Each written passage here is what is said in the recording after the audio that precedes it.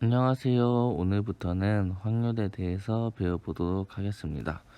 자, 우리가 저번 시간에는까지는 이제 경우의 수에 대해서 배웠고, 경우의 수에서 제가 이제 가장 중요한 건 뭐다라고 했냐면 사건이라고 했었어요. 그래서 그 사건이 동시에 일어나면 우리는 곱할 것이고, 동시에 일어나지 않으면 더할 거다. 그래서 거기에서부터 이제 뭐 순열, 조합, 이제 뭐 원순열, 중복조합, 중복순열 뭐 이런 것들이 쭉 나온다라고 얘기를 했었습니다. 자, 그래서 오늘부터 할 확률에서는 또 가장 중요한 얘기가 뭐냐면 일단 이 시행이라는 개념을 좀 이해를 하고 들어가야 돼요. 자, 그래서 시행이라는 거는 이제 정의가 우선 이 정의는 꼭 이걸 외우고 있을 필요는 없는 거예요.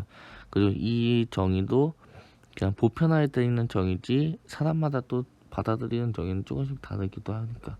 자, 그래서 일반적으로는 같은 조건에서 반복할 수 있으며 매번 결과가 달라질 수 있는 관찰이나 실험 이런 식으로 있는 애들 우리는 시행이다 라고 부를 겁니다. 자, 그럼 이게 무슨 얘기냐, 말이 뭔가 어렵게 나왔는데 쉽게 생각하면 우리는 주사위를 던져서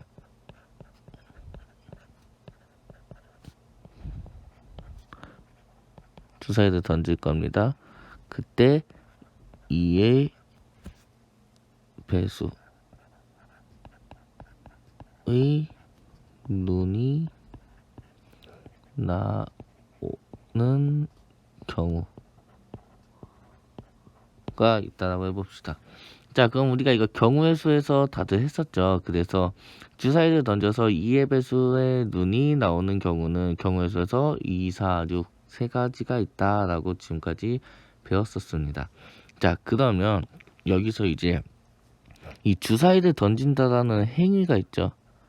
그러니까 우리가 무엇인가를 하기 위해서 반복할 수 있고 그때 이제 뭐 할 수 있는 이런 실험, 우리는 주사위를 던지는 걸 관찰하면서 이제 이렇게 보는 거잖아요. 그래서 이런 거를 우리는 시행이라고 부를 거예요. 그리고 기존에 했던 것 같이 2의 배수에 눈이 나오는 경우 이런 걸 우리는 사건이라고 할 겁니다. 이해가 되시죠? 자, 그래서 이 시행을 했을 때 나올 수 있는 모든 경우가 있겠죠. 꼭 2의 배수가 아니더라도 그런 거를 우리가 뭐라고 부를 거냐면 표본 공간이라고 부를 겁니다. 그래서 우리는 표본 공간이다라고 해서 이거를 일반적으로 알파벳 S를 많이 쓸 거예요. 아시겠죠? 자, 그리고 우리는 2의 배수에 눈이 나오는 사건 이거를 우리는 일반적으로 A라고 많이 쓸 겁니다.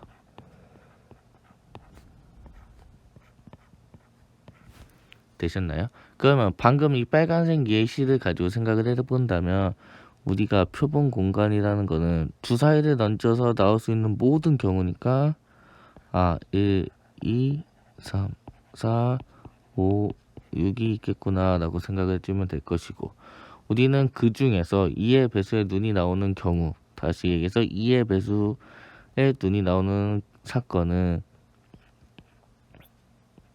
우리는 2, 4, 6이다 라고 할 수가 있겠습니다.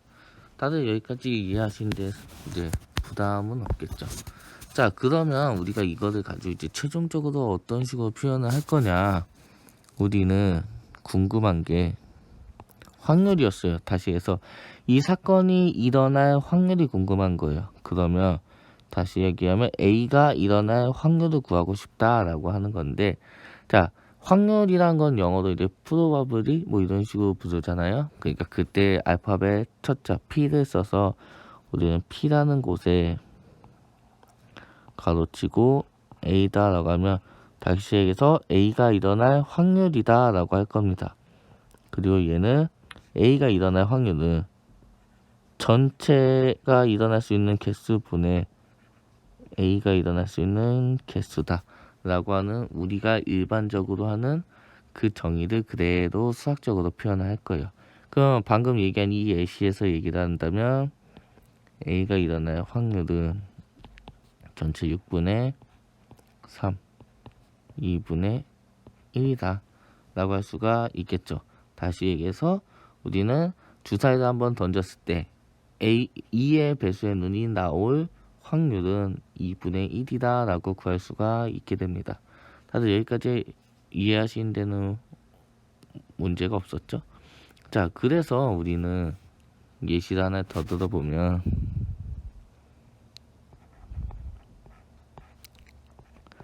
가위바위보를 하는데 이길 확률을 구해볼 거예요.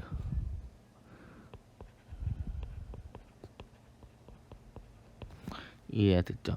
자, 그러면 우리는 가위바위보를 하는데 이길 확률은 이기거나 지거나 비기니까 3분의 1이다 라고 생각하는 친구들도 있는데 이거는 틀린 생각이에요. 그래서 이거에 대한 얘기를 해볼 겁니다.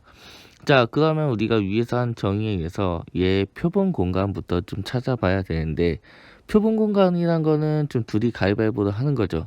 그러니까 시행이란 걸 생각해보면 둘이 묵지빠 가위바위보 중에 하나씩 내는 거를 시행 한 번을 했다라고 생각을 해본다면 우리는 전체 표본 공간은 둘 다 묵을 낼 때도 있고 저는 묵 상대방은 찌, 저는 묵 상대방은 빠, 마찬가지로 찌묵 이거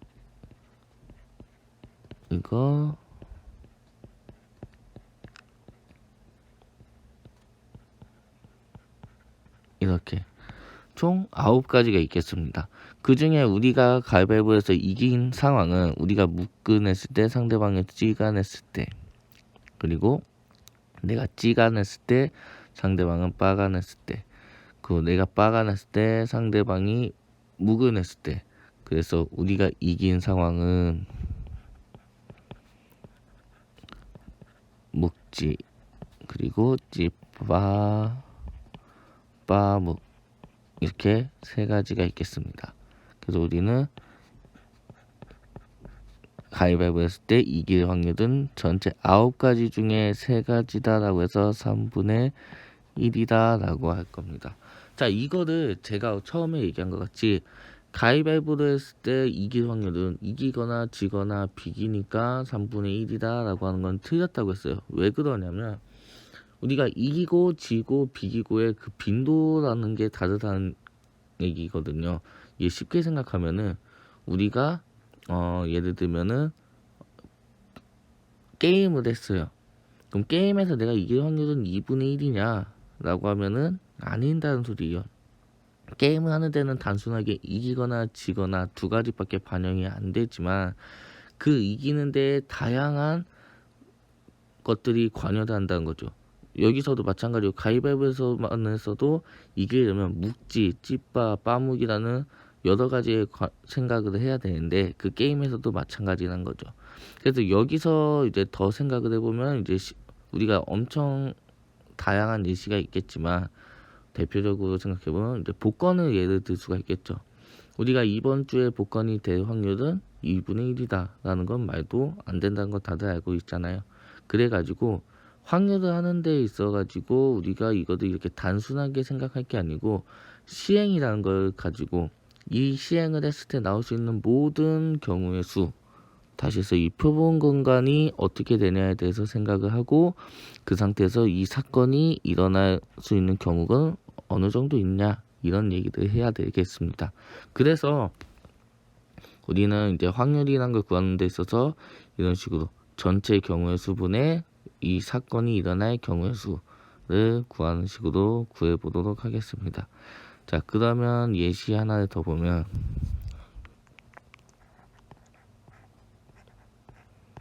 자, 예시 하나 더 봅시다. 예시 하나 보면 우리가 이런 주머니 안에 흰색 공이 3개가 있고 하늘색 공이 4개가 있다라고 합시다.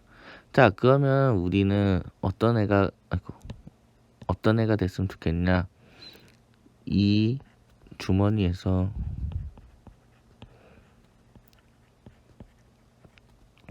공 2개를 꺼낼 거예요.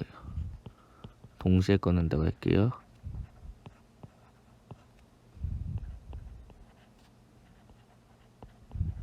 꺼낼 때 흰 공 1개 그리고 파란 공 1개의 확률은 이런 문제가 있다라고 해봅시다. 자, 그럼 여기서의 시행은 뭐냐? 이 주머니에서 공 2개를 동시에 꺼낸다는 거겠죠.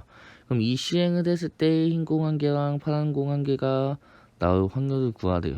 그러면 우리가 이렇게 생각할 수도 있겠네요. 우리는 뭐 흰 나올 수가 있겠고 2개 꺼냈으니까 흰 파가 나올 수도 있겠고 파가 나올 수도 있겠습니다.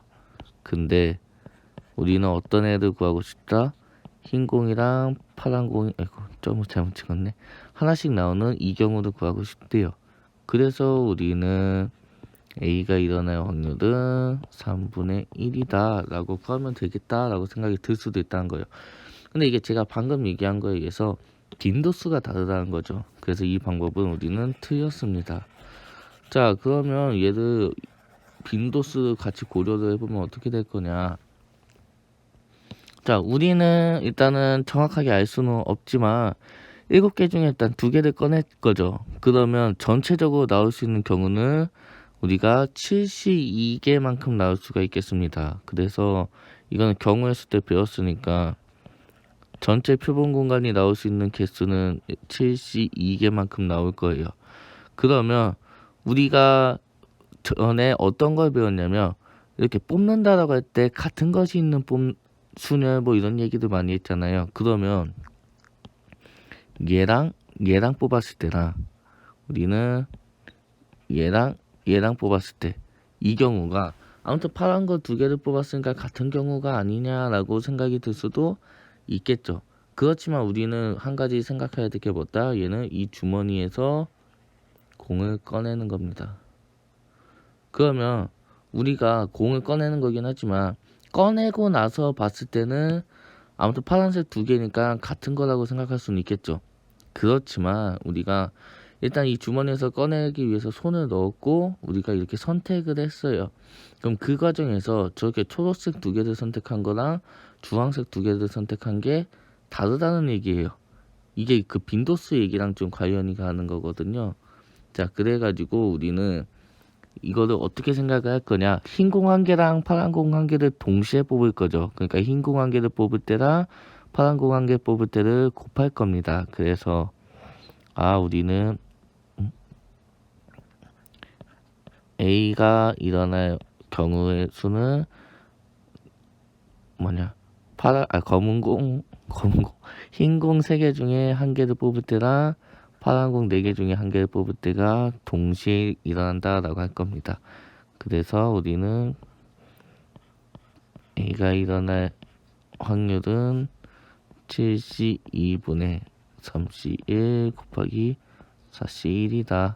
그럼 7C는 28이니까 28분의 12 7분의 3이다 라고 얘기를 할 겁니다. 이해가 되셨나요? 자, 그러면은 이거를 응용한다면 조금만 이렇게 확대를 해볼게요. 응용을 해본다면 우리가 B라는 애는 이제 뭐라고 생각할 거냐면 흰 공이 2개 나온 거예요. 그리고 C라는 애는 파란 공이 2개라고 합시다. 자, 그러면 흰 공이 2개 나올 확률은 방금 한 거에 의해서 72분의 3C2고 그러면은 28분의 3이 되겠죠. 이해가 되셨죠? 그리고 우리가 잠시만요. 28분의 3이 맞죠? 자, 그리고 C가 일어날 확률은 우리가 마찬가지로 72분의 4개 중에 2개를 뽑을 거니까 우리는 28분의 6이다 라고 할 겁니다. 되셨나요? 자, 그러면 우리가 이 7개의 공 중에 2개를 뽑을 건데 2개를 뽑으면 나올 수 있는 거가 흰 공 2개일 때랑 파란 공 2개, 그리고 흰 공 하나, 파란 공 하나일 때 이렇게가 나올 수도 있겠습니다. 자, 그렇다면은 그런데 잠시만요. 제가 계산을 잘못했네요. 7C2가 우리가 7 곱하기 6을 반으로 나눈 거니까 28이 아니고 21이죠. 왜 이렇게 했을까요? 그래서 얘가 21이고 여기서도 21, 21이라는 겁니다. 얘도 아니네. 죄송합니다. 자, 그러면 얘를 이제 조금 더 이제 얘기를 해본다면, 제가 하고 싶은 말은 결국엔 얘를 가지고 생각을 해보면, 우리가 어떤 애가 있을 때 A가 일단 B부터라고 할까요? B가 일어날 확률은 21분의 3이었습니다. 그러니까 여기를 뭐 이런 식으로 쓰면은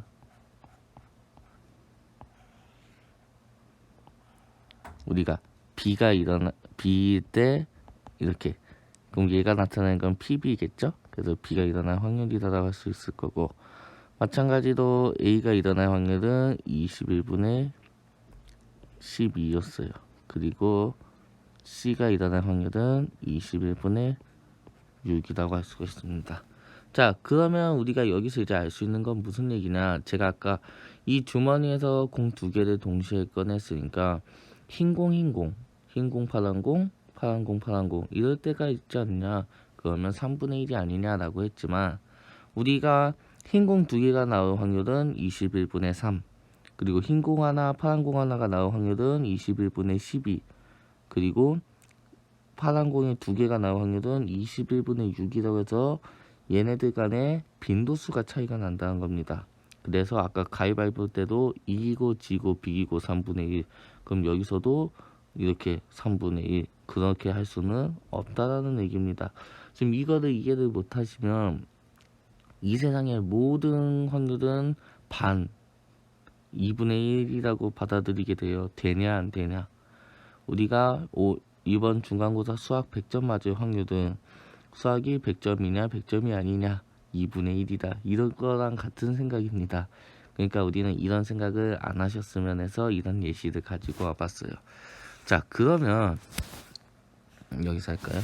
이런 식으로 우리가 순수하게 수학적으로 계산을 해야죠. 이런 거를 우리는 뭐라고 부를 거냐면 수학적 확률이라고 부를 거예요.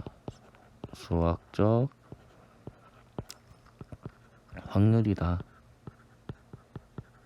그래서 말 그대로 우리는 수학적으로만 나타내는 확률이에요. 계산으로만 보여준다는 얘기죠. 그래서 우리가 무엇인가를 계산을 해가지고 그 계산으로만 만든 확률을 수학적 확률이라 할 거예요. 그럼 수학적 확률에서 어떤 사람과 가위바위보를 하는데 그 사람이 찌를 낼 확률은 3분의 1이고 묵을 낼 확률도 3분의 1이다. 이런 게 수학적 확률이겠죠. 자, 그러면은 우리가 이거에 이제 약간 대항하는 이런 느낌으로 나온 게 뭐냐면 통계적 확률이라는 게 있어요.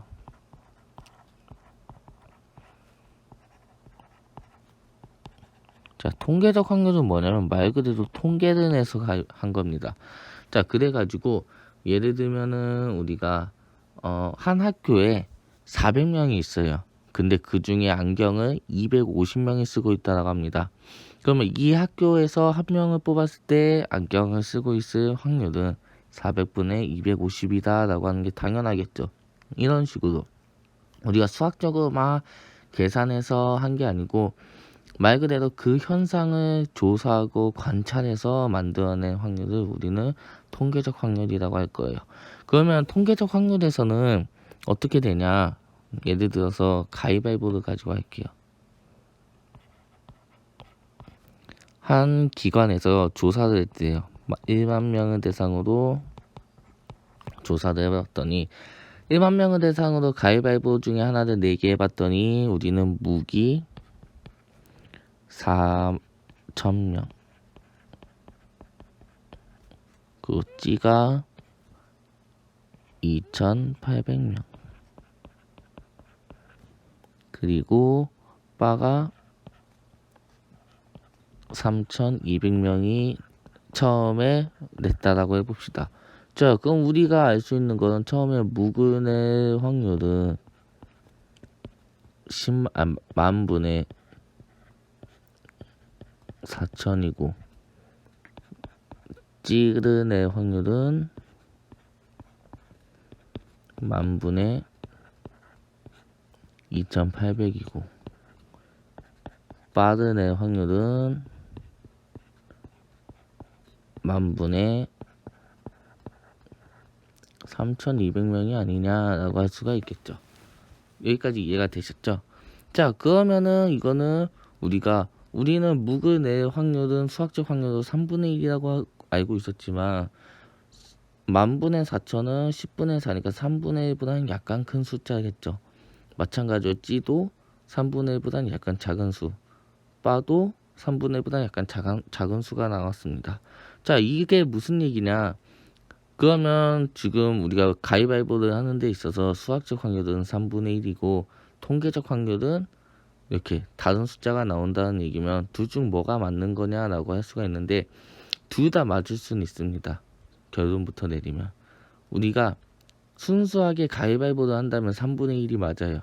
근데 이 통계적 확률은 지금 여기에 뭐가 들어갔냐면 이 가위바위보를 하는 사람들의 심리라는 게 반영이 됩니다. 심리. 그러니까 우리가 가위바위보만 하는 게 아니고 가위바위보를 하는 데 있어서 외적인 요인이 들어간다는 거죠. 외적인 요인.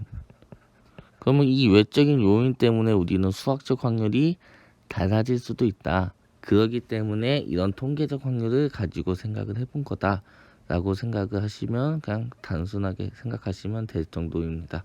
그래서 우리가 점점 이제 통계 쪽을 배우다 보면은 이렇게 뒤로 가면 통계적 확률에 대한 우리가 어떤 추정이나 아니면 이렇게 추출 뭐 이런 것들에 대해서 배우게 돼요.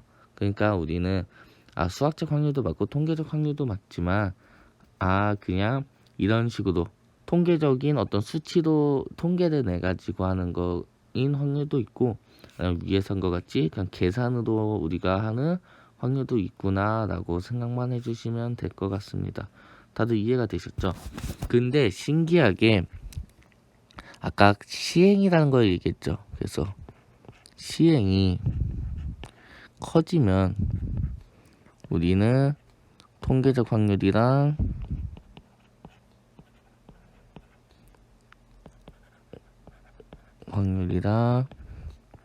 수학적 확률이라는 게 같아지게 된다고 합니다. 물론 같아진다는 건 근사라는 얘기겠죠. 비슷해진다는 얘기겠죠. 자, 이거를 우리는 뭐라고 부르냐면 큰 수의 법칙이라고 해요.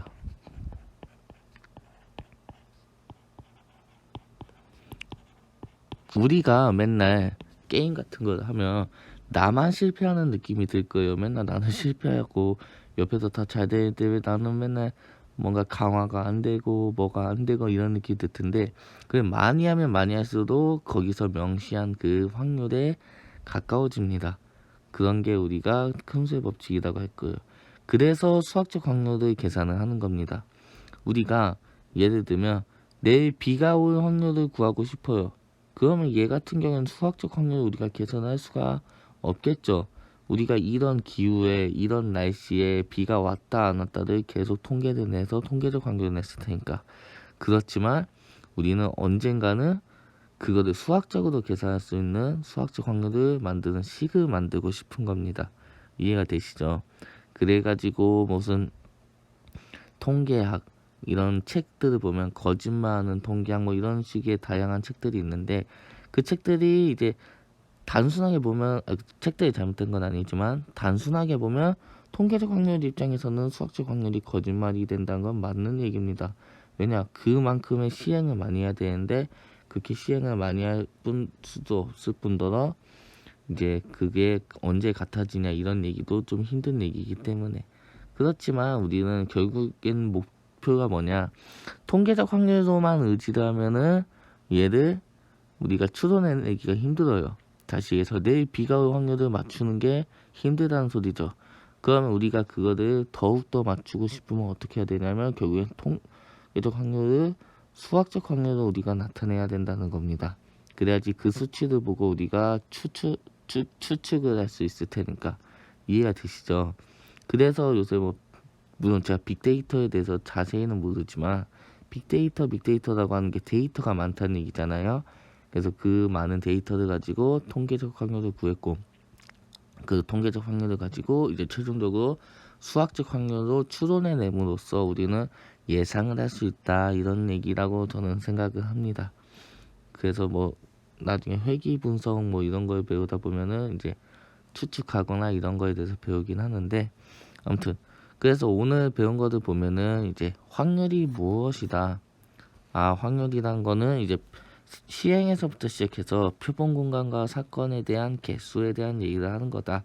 그리고 그것들의 이제 예시가 있는데, 확률은 대표적으로 수학적 확률이랑 통계적 확률, 이렇게 두 가지가 있다. 이런 얘기에 대해서 오늘 알아봤습니다.